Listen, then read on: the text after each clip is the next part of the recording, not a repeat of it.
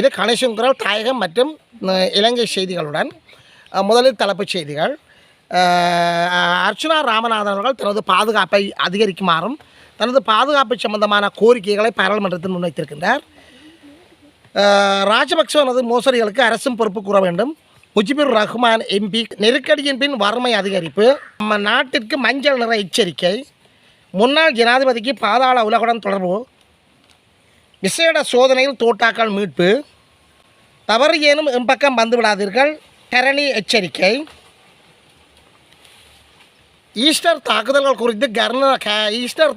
குறித்து கர்தினால் காதில் வாங்கவில்லை ஞானசார தேரர் கருத்து, கடல் நீரை நன்னீராக்கும் நிலையத்தை பார்வையிட்டார் வடக்கு ஆளுநர், சமாந்துறையில் கசிப்பு வைத்திருந்த பொன் கைது, நிலுவையில் உள்ள வழக்குகள் சுமார் 11 லட்சத்துக்கு மேல், மிகுந்த எல்லையில் புதையல் தோண்டியவர்கள் கைது, தமிழ் அரசியல் கைதிகளை பொது மன்னிப்பின் பேரில் விடுவிக்க முடியுமா, வடக்கு கிழக்கு மாகாணங்களில் இராணுவம் குவிக்கப்பட்டிருப்பது ஏன், மனித உரிமைகள் ஆணைக்குழு பக்கச்சார்பின்றி செயற்பட வேண்டும் கஜேந்திரகுமார் எம்பி சாடல், போலீஸாருக்கு தனியான சம்பள பட்டியல் வருமா? இதுபோன்ற செய்திகளின் விரிவாக்கத்தை பார்ப்பதற்கு முன்னர் எமது காணொலி சேவைக்கு நீங்கள் புதியவராக இருந்தால் அல்லது எமது காணொலி சேவையை பார்ப்பதற்கு ஆர்வம் உள்ளவராக இருந்தால் அல்லது எமது காணொலி சேவையை இதுவரை சப்ஸ்கிரைப் பண்ணாமல் பார்ப்பவராக இருந்தால் தயவுசெய்து சப்ஸ்கிரைப் பண்ணுங்கள், ஷேர் பண்ணுங்கள், கமெண்ட்ஸ் பண்ணுங்கள், லைக் பண்ணுங்கள், ஆக்கபூர்வமான கருத்துக்களை எழுதுங்கள். அருகில் இருக்கின்ற பெல் ஐக்கானை அழுத்தி நாங்கள் போடுகின்ற காணொலிகள் அனைத்தையும் உடனுக்குடன் பார்க்கக்கூடியவாறான நோட்டிஃபிகேஷனை ஏற்படுத்திக் கொள்ளுங்கள். இனி விரிவான செய்திகள். அர்ச்சுனா எம்பி தன்னுடைய பாதுகாப்பு சம்பந்தமான கோரிக்கைகளை பாராளுமன்றத்தில் முன்வைத்திருக்கின்றார். கடந்த சில தினங்களுக்கு முன்னர் பாராளுமன்றத்தில் வரவு செலவு திட்டம் மீதான 2வது வாக்கெடுப்பின் போது அர்ச்சுனா ராமநாதன் அவர்கள் தன்னுடைய கோரிக்கையை முன்வைத்திருக்கின்றார். அவர் வைத்த கோரிக்கையில் தனக்கு 2 முறை ஆபத்துகள் வந்ததாக குறிப்பிடுகின்றார். கடந்த 12ஆம் தேதி, இந்த மாதம் 12ஆம் தேதி யாழ்ப்பாண மாவட்டத்தில் வெலம்பரி கோட்டலில் தன்னை தாக்குவதற்கு 2 வந்ததாகவும் தன்னையும் தன்னுடைய செயலாளரையும் தாக்குவதற்கு வந்ததாகவும், எனவே தனக்கு கொலை அச்சுறுத்தல்கள் நாட்டில் அதிகரித்திருப்பதாகவும், இதே போன்று கனேமுல்ல சஞ்சீவ் என்பவர் நீதிமன்றத்தில் வைத்து துப்பாக்கிச்சாரியால் சுட்டுக் கொல்லப்பட்டவை தொடர்பாகவும் தன்னுடைய பாதுகாப்பு சம்பந்தமான கரிசனைகளை கருத்தில் எடுக்குமாறு பாராளுமன்றத்தில் சபாநாயகர் முன்னிலையில் கருத்து கூறியிருக்கின்றார். இவ்வாறு அவர் கூறுகின்ற போது தன்னுடைய கருத்தை பொதுமக்கள் பாதுகாப்பு அமைச்சர்களிடம் எடுத்துச் சென்று தன்னுடைய பாதுகாப்புக்கு 2 போலீசாரை அமர்த்துமாறு அர்ச்சுனா ராமநாதன் அவர்கள் தன்னுடைய கருத்தை வெளியிட்டிருக்கின்றார். இதன் பின்னர் பாராளுமன்ற சபாநாயகர் இது சம்பந்தமாக தான் சரியான நடவடிக்கைகள் எடுப்பதாக அர்ச்சுனா ராமநாதன் அவர்களுக்கு உறுதியாக அங்கு கருத்து தெரிவித்திருந்தமை குறிப்பிடத்தக்கது. ராஜபக்சவின் மோசடிகளுக்கு அரசு பொறுப்பு கூற வேண்டும். ராஜபக்சவின் மோசடிகளுக்கு அரசு பொறுப்பு கூற வேண்டும். ஏவிபி 2005 எடுத்த தவறான தீர்மானங்களின் பொறுப்பராகவே தற்போது ராஜபக்சவினரின் மோசடிகள் தொடர்பில் கதைக்க வேண்டியுள்ளது. குறிப்பிட்ட ஐக்கிய மக்கள் சக்தி எம்பியான முஜிபுர் ரஹ்மான் இதன் காரணமாக அவர்களின் ஊழல் மோசடிகளுக்கு தற்போதைய அரசாங்கமும் பொறுப்பு கூற வேண்டும் என தெரிவித்திருந்தார். பாராளுமன்றத்தில் வியாழக்கிழமை இடம்பெற்ற 2025ஆம் ஆண்டு வரவு செலவு திட்டத்தின் ஜனாதிபதி செலவின் தலைப்பின் மீதான குழுநிலை விவாதத்தில் கலந்து கொண்டு உரையாற்றுகையில் மேற்கண்டவாறு குறிப்பிட்டார். மேலும் அவர் உரையாற்றுகையில் 2005ஆம் ஆண்டு ராஜபக்சவினரை தற்போது ஆட்சியில் இருப்பவர்களே ஆட்சிக்கு கொண்டு வந்தனர். அப்போது நான் ராஜபக்சவினருக்கு எதிரான முகாமிலேயே இருந்தேன். அவர்களை தோற்கடிக்க வேண்டும் என்ற மேடையிலேயே இருந்தேன். ஆனால் ராஜபக்சவினர் மோசடியில் ஈடுபட்டுள்ளனர் என்று இப்போது கூறுவார்கள். அவர்தான் சிறந்த நபர் என்று கூறும் மேடையிலேயே இருந்தனர். மஞ்சள் நிற எச்சரிக்கை நாட்டிற்கு அபாயம். மதுரை மற்றும் நுவரெலியா மாவட்டங்களுக்கான மண் சரிவுக்கான மஞ்சள் நிற எச்சரிக்கை அனர்த்த முகாமைத்துவ நிலையம் விடுத்துள்ளது. தற்போது பெய்து வரும் மழை காரணமாக பதுளை மாவட்டத்தின் பசறை, காலியல, பதுளை, கந்தகட்டிய, ஊவா, பரணகம, மீக ககிவில, ஷரணதட்ட ஆகிய பிரதேச செயலாளர் பிரிவுகளுக்கும் நுவரெலியா மாவட்டத்தில் பலப்பனை ஆகிய பிரதேச செயலாளர் பிரிவுகளுக்கும் இந்த மண்சரிவு எச்சரிக்கை விடுக்கப்பட்டுள்ளது. தவறு ஏனும் எமது பக்கம் பெற வேண்டாம். பிரதமர் ஹரணி அமரசிங்க கருத்து. பிரதமர் ஹரணி அமரசூரியா தெரிவித்துள்ளார். சர்வஜன அதிகாரம் கட்சியின் தலைவரான திலித் ஜேவீர எம்பி சபைக்கு நடுவாக ஆளும் கட்சியின் பக்கம் செல்ல தயாரான போதும் தவறியேனும் எமது பக்கம் வந்துவிட வேண்டாம் என பிரதமர் கலாநிதி கரணி அமரசூரிய தெரிவித்ததை அடுத்து சபையில் சிரிப்பொலி எழும்பியது. பாராளுமன்றத்தில் நேற்றுக்கால இடம்பெற்ற வாய்மூல விடைக்கான வினாக்கள் வேளையின் போது எதிர்க்கட்சி எம்பியான தயாசிறி ஜெயசேகரவின் கேள்விக்கு பிரதமர் பதிலளித்துக் கொண்டிருந்தார். இந்த நேரத்தில் எதிர்க்கட்சி பக்கமிருந்து ஆளுங்கட்சி பக்கமாக திலித் ஜேவீர செல்ல முயன்ற போதே பிரதமர் இவ்வாறு தெரிவித்ததை அடுத்து சிரிப்பொலி கிளம்பியது. நெருக்கடியின் பின்னர் வறுமை அதிகரிப்பு. கடந்த 2024 ஆண்டின் இறுதியில் இலங்கையில் வறுமை 45-52 வீதத்துக்கிடையே அதிகரித்துள்ளதாக வறுமை பகுப்பாய்வு மையம் CEPA வெளியிட்ட புதிய அறிக்கையில் தெரிவித்துள்ளது. அதன்படி சமூக பாதுகாப்பு வலையமைப்பை மேலும் விரிவாக்க வேண்டும் என அதில் குறிப்பிடப்பட்டுள்ளது. அஸ்வஸ்ம நன்மை திட்டத்தை பெற்றுக்கொள்ளும் 2200 குடும்பங்களை மையமாக கொண்டு மேற்கொள்ளப்பட்ட ஆய்வில் அது 4 குடும்பங்கள் மாத்திரம் குறித்த சலுகை தொகையை பயன்படுத்தி பணம் ஈட்டும் வழிமுறையை அமைத்து கொண்டுள்ளமை தெரிய வந்துள்ளது. எனவே அஸ்வஸ்ம திட்டத்திற்கு மேலதிகமாக பணம் ஈட்டுவதற்கான ஏதேனும் ஊக்கத்தொகை வழங்கப்பட வேண்டும் எனவும் வறுமை பகுப்பாய்வு மையம் பரிந்துரைத்துள்ளது. அஸ்வஸ்ம நலன் திட்டத்தை பெற்றுக்கொள்பவர்கள் குறித்த தொகையை மின்சார கட்டணத்துக்கு 25%, உணவுக்காக 16% ஒதுக்கின்றனர். இதன் காரணமாக வறுமை தொடர்பில் தொடர்ந்தும் உயர் அதிகாரிகள் அவதானம் செலுத்த வேண்டும். எவ்வாறாயினும் இலங்கையில் 2016 ஆண்டு வறுமை 4% வரையில் வீழ்ச்சியடைந்திருந்த நிலையில் 2021 ஆண்டு ஏற்பட்ட பொருளாதார நெருக்கடியின் பின்னர் அது குறிப்பிட்ட அளவு அதிகரித்துள்ளது என்று அந்த அறிக்கையில் மேலும் தெரிவிக்கப்பட்டுள்ளது. முன்னாள் ஜனாதிபதிகளுக்கு பாதாள உலகுடன் தொடர்பு. முன்னாள் ஜனாதிபதிகள் பல்வேறு குற்றங்கள் மேற்கொள்வதற்காக பாதாள உலக குழுக்களை பயன்படுத்தியுள்ளதாக பொது பாதுகாப்பு பிரதி அமைச்சர் சுனில் வட்டகல நேற்று வெள்ளிக்கிழமை நாடாளுமன்றத்தில் தெரிவித்தார். அவர் அங்கு மேலும் தெரிவிக்கையில், மறைந்த ஜனாதிபதி AR ஜெயவர்தனா உயர்நீதிமன்ற நீதிபதி ஒருவரின் வீட்டின் மீது கற்களை வீச கேனாவல சுனிலை பயன்படுத்தினார். மறைந்த ஜனாதிபதி R பிரேமதாசா பாதாள உலக தலைவர்களை பயன்படுத்தி பத்திரிகையாளர் ரிச்சர்ட் டி பொய்ஷாவை கடத்தி கொலை செய்தார். முன்னாள் ஜனாதிபதி மஹிந்த ராஜபக்ச பாதாள உலக குழு உறுப்பினர்களான ஜூலம்பிடியோ அமரே மற்றும் பம்போட்டாவுடன் தொடர்புடையவர். ஜூலம்பிடியோ அமரே ஒரு காலத்தில் நாடாளுமன்ற உறுப்பினர் நாமல் ராஜபக்சவின்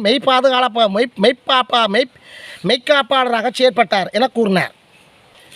ஈஸ்டர் தாக்குதல்கள் குறித்து கர்தினால் காதில் வாங்கவில்லை. ஞானதார சேரர் கடுமை.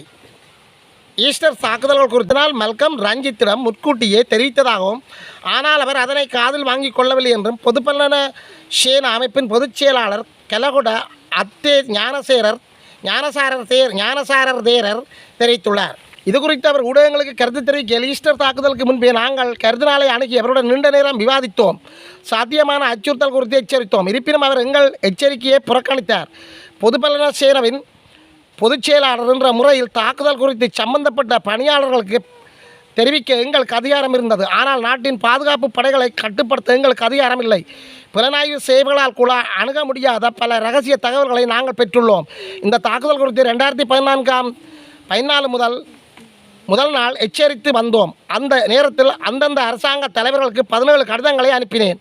நாட்டின் வேறு பல தீவிரவாத குழுக்கள் தோன்றுவது குறித்து நான் கவலைகளை எழுப்பினேன் என்றார். கடல் நீரை நன்னீராக்கும் நிலையத்தை பார்வையிட்டார் வடக்கு ஆளுநர். யாழ் வடமராட்சி கிழக்கு தாளையடியில் அமைக்கப்பட்டுள்ள கடல் நீரை நன்னீராக சுத்திகரிக்கும் நிலையத்தை வடமாகாண ஆளுநர் வேதநாயகம் நேற்று நேரில் சென்று பார்வையிட்டார். இதன்போது திட்டப்பணிப்பாளரும் பொறியியலாளருமான எஸ் மாலதி மற்றும் பொறியியலாளர் விஜயகாந்த் தலைமையிலான குழுவினருடன் ஆளுநரை வரவேற்றனர். அதனைத் தொடர்ந்து குடிநீர் விநியோக திட்ட கட்டுப்பாட்டு அறையின் செயற்பாடுகளை ஆளுநர் பார்வையிட்டார். அதன் பின்னர் கடல் நீரை உள்ளெடுக்கும் நிலையம், சுத்திகரிப்பு மற்றும் விநியோகம் உள்ளிட்ட அனைத்து பகுதிகளையும் நேரில் சென்று பார்வையிட்டார். இது தொடர்பாக திட்டப்பணிப்பாளர் மற்றும் பொறியியலாளர்கள் ஆளுநருக்கு விளக்கம் அளித்தனர். சமாந்துறையில் கசிப்பு வைத்திருந்த பொன் கைது. அம்பாறை மாவட்டம் சமாந்துறை போலீஸ் பிரிவுக்குட்பட்ட அலவாக்கரை வீதியில் 12,000 மில்லி லீட்டர் கசிப்பு வைத்திருந்த பொன்னொருவர் சமாந்துறை ஊழல் ஒழிப்பு பிரிவினரால் கைது செய்யப்பட்டுள்ளார்.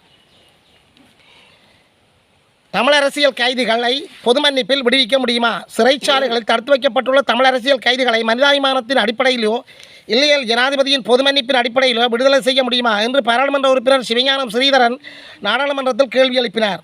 2025ஆம் ஆண்டுக்கான வரவு செலவு திட்டத்தின் மூன்றாம் வாசிப்பு மீதான 2ஆம் நாள் விவாதம் நாடாளுமன்றத்தில் நேற்று வெள்ளிக்கிழமை இடம்பெற்ற போதே மேற்கண்ட கேள்வியை ஸ்ரீதரன் எம்பி எழுப்பினார். இதற்கு நீதி மற்றும் தேசிய ஒருமைப்பாட்டு அமைச்சர் கர்ஷன நாணயக்காரா இது ஒரு மிகவும் தீவிரமான பிரச்சனை என்பதால் இதற்கான உரிய பதில்களை வழங்க ஒரு வார கால அவகாசம் கோரினார்.